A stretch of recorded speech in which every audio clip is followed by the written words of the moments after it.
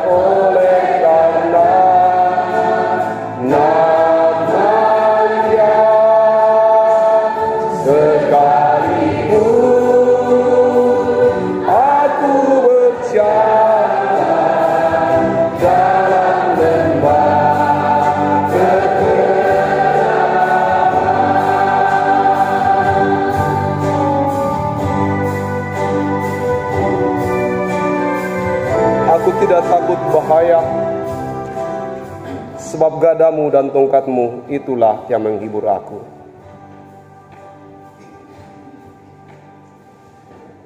Aku tidak takut bahaya, sebab Engkau besertaku.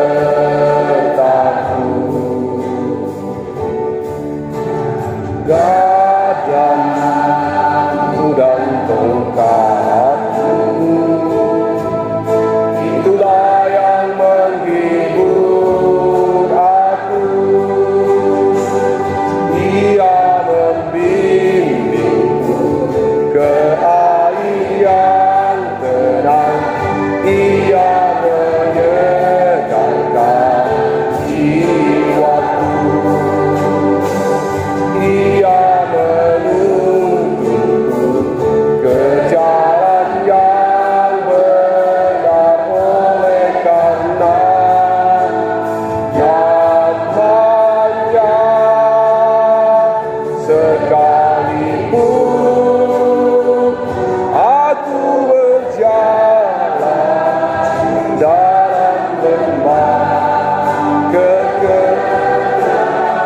sekalipun aku berjalan, sekalipun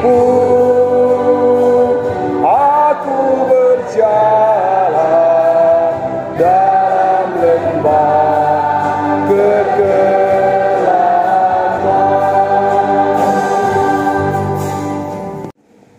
Tuhan adalah gembalaku, ungkapan yang tidak asing lagi bagi saya dan saudara.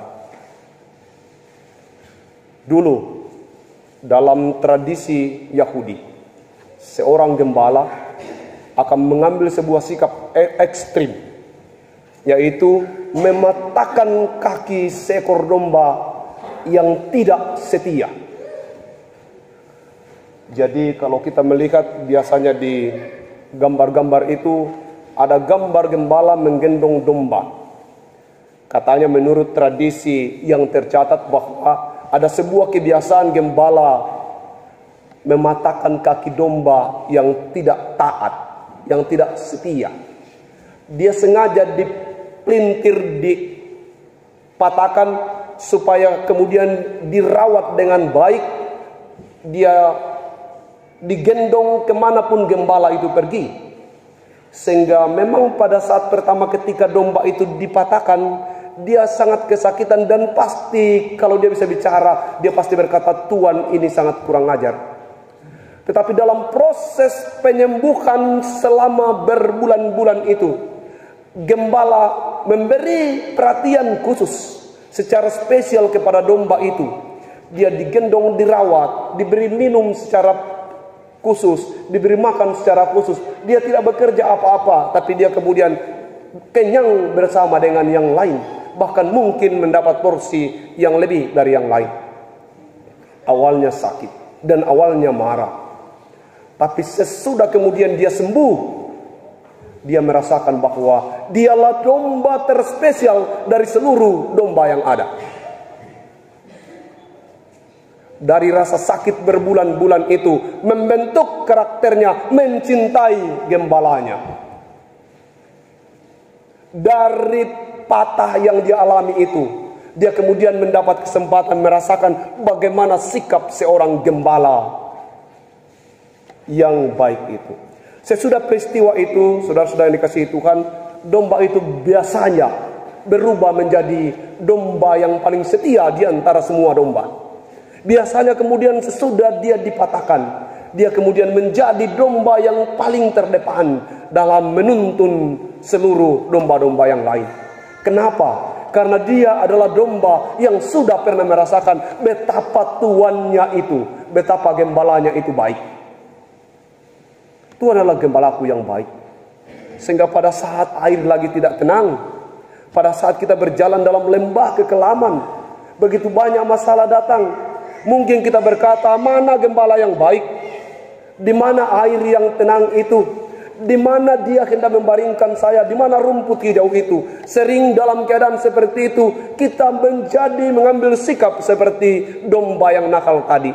Padahal sungguhnya mungkin Tuhan sedang mematahkan kaki kita, sedang memotong perjalanan kita yang berbahaya itu, dengan maksud bahwa Tuhan sedang menggendong kita secara pribadi dalam pergumulan kita.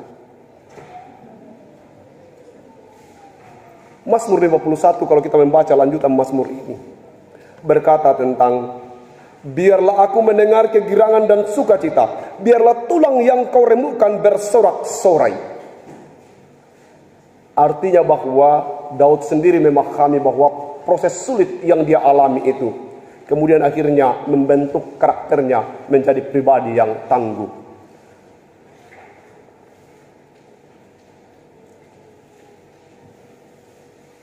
Jemaat yang dikasihi Tuhan, berbicara tentang domba dan gembala, maka kita harus belajar tentang cerita Alkitab ini diceritakan dalam keadaan dan konteks seperti apa. Ini yang digembalakan adalah domba. Domba itu berbeda dengan kambing. Domba itu gembalanya duluan, seluruh domba ikut dari belakang. Kemana gembala pergi, ke situlah domba ikut. Beda dengan kambing. Kalau Anda lihat gembala kambing, tidak ada gembala kambing duluan. Gembala kambing itu di belakang. Pokoknya dari belakang itu kambingnya dibawakan pecambuk. Tapi beda dengan domba.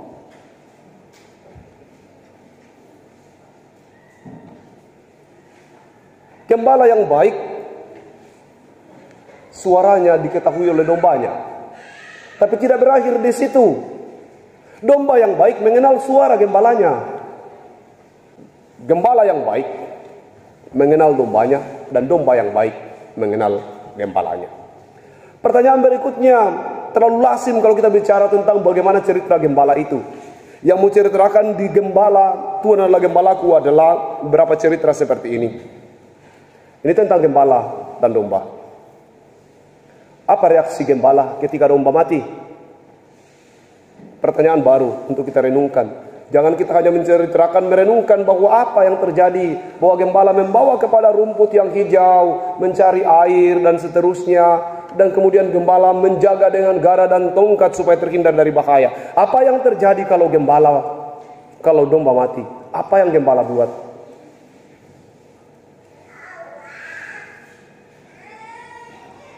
Sekalipun sudah mati, gembala tidak akan membiarkannya untuk dimakan binatang buas.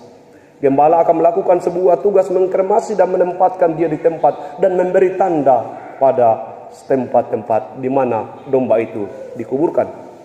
Betapa sedihnya gembala kalau dombanya mati. Betapa sedihnya gembala kalau dombanya mati. Kenapa? untuk satu ekor domba. Daud mempertaruhkan nyawanya, membunuh beratus-ratus binatang buas. Untuk seekor domba, Daud mempertaruhkan nyawanya, harus membunuh beratus-ratus binatang buas.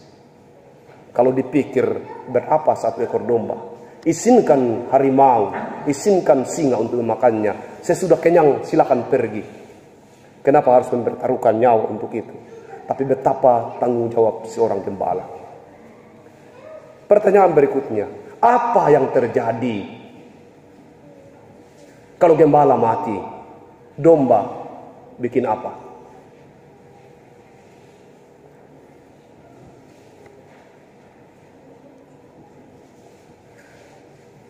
Kita renungkan itu di minggu sengsara yang kelima.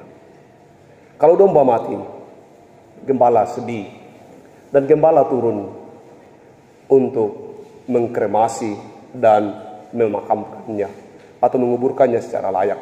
Sekarang pertanyaannya, kalau gembala mati, apa yang domba harus buat? Ini tidak akan saya jawab di sini. Ini PR kita dalam Paskah. Gembala sudah mati, apa yang kita harus buat sebagai domba? Mari lihat apa yang dia pesankan kepada kita. Nanti di Paskah kita dapat pesan untuk tidak takut. Sebagai jaminan ketika gembala mati, dia tetap ada untuk saya dan saudara. Dia mendahului kita ke Galilea. Dan hari ini merupakan momentum hari ulang tahun Persekutuan Pemuda yang ke-53. Beberapa hari yang lalu, dalam acara ulang tahun pemuda itu, kami mencoba menggunakan pakaian-pakaian zaman dulu. Betapa itu kemudian menjadi hal yang lucu. Saya justru kaget. Saya kira foto saya yang ganteng itu, yang sengaja saya upload lebih dulu, yang berpegangan dengan perempuan yang sinting. Pikir saya akan dikomen begitu banyak orang, karena saya lihat kali itu saya cukup ganteng dengan penampilan. Tapi ternyata bukan itu yang dikomen orang. Yang dikomen orang yang tidak bagus, yang bela dua, ada sisir di kantongnya, kacamatanya tidak jelas, yang culun. Apa itu? Bahwa ternyata memang orang tahu bahwa hidup ini harus berubah. Kita harus berubah, persekutuan harus berubah, hidup ini harus berubah. Berubah bukan hanya pada standar pakaian, tapi perubahan untuk kita itu adalah perubahan moralitas. Perubahan kita adalah jadilah domba yang baik. Tidak perlu harus dipatahkan, tidak perlu harus dipelecokkan. Mari kita menjadi domba yang baik. Sebagai domba yang baik, percayalah bahwa gembala akan menuntun kita ke air yang tenang, ke rumput yang hijau. Demikian juga sebenarnya perjalanan persekutuan kita ini. Gembala bersama dengan kita. Tuhan adalah gembalaku. Kemanapun kita pergi, apapun program kita, mari kita berkata bahwa Tuhan adalah gembalaku. Gembala memberi ketentraman. Itu jaminannya. Di tengah kesulitan, gembala hadir. Di tengah duka cita, gembala ada.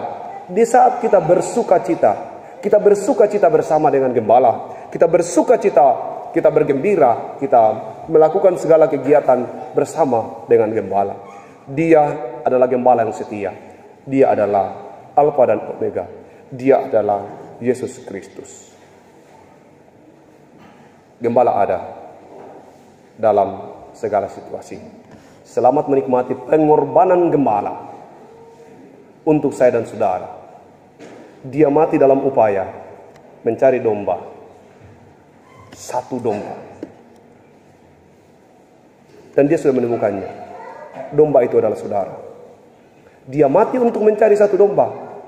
Sekali lagi, hanya untuk satu domba. Gembala mati hanya untuk satu domba. Yang satu itu siapa? Saudara. Kalau kita semua merasakan sekarang bahwa Kristus mati hanya untuk satu domba. Yaitu untuk siapa? Untuk saya. Sehingga dengan begitu betapa spesialnya saya, sehingga untuk saya seorang ini dia mati. Lalu kemudian, apakah itu hanya untuk satu orang saja? Kalau setiap orang berkata dia mati hanya untuk saya, khusus untuk saya, maka kematiannya akan berlaku untuk semua. Mari kita memahami bahwa dia mati hanya untuk saya. Pada saat saya menerimanya, maka bersukacitalah sang gembala itu. Kalau semua satu jemaat berkata dia mati hanya untuk saya, semua orang berkata hanya untuk saya dia mati, maka kematiannya berlaku untuk semua. Semua diselamatkan.